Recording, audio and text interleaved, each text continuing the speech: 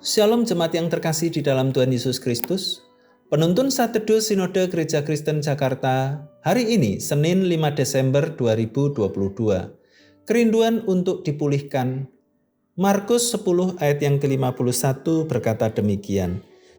Tanya Yesus kepadanya, "Apa yang kau kehendaki supaya aku perbuat bagimu?" Jawab orang buta itu, "Rabuni, supaya aku dapat melihat." Repi Chip bisa disebut sebagai tokoh paling pemberani dalam serial The Chronicles of Narnia. Ia berani terjun ke medan perang dengan pedang mungilnya. Ia tidak takut saat kapal Dawn Trader membawanya ke pulau kegelapan. Semua itu ia lalui demi masuk ke negeri Aslan dan bertemu rajanya. Ia memendam kerinduan yang sangat dalam. "Itulah hasrat hatiku," katanya. Repi Chip tahu betul apa yang diinginkannya. Tokoh ini mengingatkan saya pada seorang yang bernama Bartimeus. Bartimeus adalah seorang buta yang sedang duduk mengemis. Hari itu ia mendengar Yesus sedang datang bersama orang banyak. Lantas ia berseru, "Yesus, anak Daud, kasihanilah aku." Orang-orang berusaha menyuruhnya diam, tetapi Bartimeus tidak mau menyerah. Kemudian Tuhan Yesus mendengar seruan Bartimeus dan menghampirinya. Ketika menjumpainya, Yesus justru bertanya, "Apa yang kau kehendaki supaya aku perbuat bagimu?"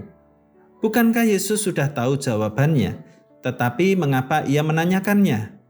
Tuhan Yesus mau memastikan bahwa memang Bartimeus memiliki keinginan untuk mengalami kesembuhan. Ada orang-orang yang memang dengan sengaja tidak mau untuk dipulihkan. Tidak jarang kita menjumpai orang yang mentalnya tidak stabil, tetapi malah menikmati kemarahannya dan sengaja mencari masalah.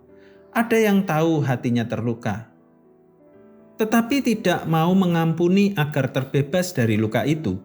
Ada juga orang sakit yang tidak mau diobati karena sengaja menggunakannya sebagai daya tarik untuk mendapat belas kasihan orang lain. Inilah gambaran mereka yang sulit dipulihkan. Pada dasarnya mereka sendiri tidak punya kemauan untuk mengalami pemulihan karena penyakit itu dianggap menguntungkan.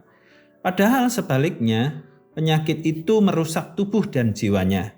Mari belajar dari Bartimeus yang tahu apa yang menjadi hasratnya dan membawanya kepada Yesus. Marilah kita bersedia dipulihkan dan mempersembahkan hidup kita pada Yesus. Terkadang Tuhan ingin memastikan kesungguhan hati kita untuk dipulihkan. Selamat beraktivitas, Tuhan Yesus memberkati.